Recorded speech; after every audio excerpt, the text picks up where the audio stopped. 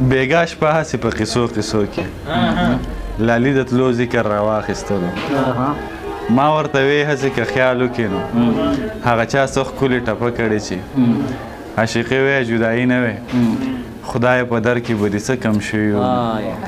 ویلې ستا خبرې نورې دي خو که ته ما وپوښتې زما خو یاره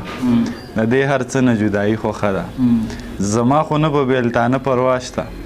او نه د چا د دیدن وږی یم د لالي دا د بېروخۍ خبرې زما د زړه نه داسې ووتلې لکه د خاورې د منګینه کاڼې د دې لفظونو اورېدلو سره ما ته ځان داسې ښکارېده لکه چې د کبرجنو دروازه کې ملنګ د خپل منزل په لار کې مړ مسافر لکه بې موره او بې پلاره بچی له ډېره درده او له ډېره غمه زما په مخ د اوښکو دوه رودونه دا ننګو په لار ګریوان ته لاړه د څو شېبو د خاموشۍ نه وروسته ما خپلې اوښکې پټې وچې کړلې زړه کې مې دغه زمزمه وکړله لالې وسوځې لمبه شي په تن سکاره په زړه یې رشي زه دې خفه کړم ته خفه شي او د بېلتانه په درد اخته شي چې لیونی دې په کوڅو کې ووینم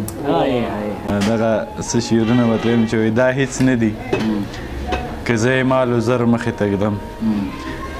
چې وخت راشي د یار دپاره سر مخې ته ږدم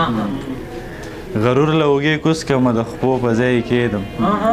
چې تا له خدایه غواړمه څادر مخې ته ږدم زه نه وایم یار ته چې زما پله راګوره چې وس مې رسي ځان یې د نظر مخې ته ږدم او نن خپله حوصله د ازمیښتونو په لار بیا یم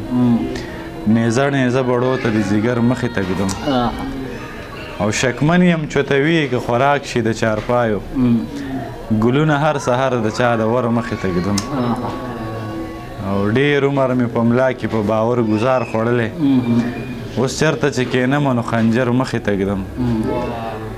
او اسماره څوک چې ځینو د هغو په مخه ښه جولۍ به زه د کم مرور مخې ته ږدم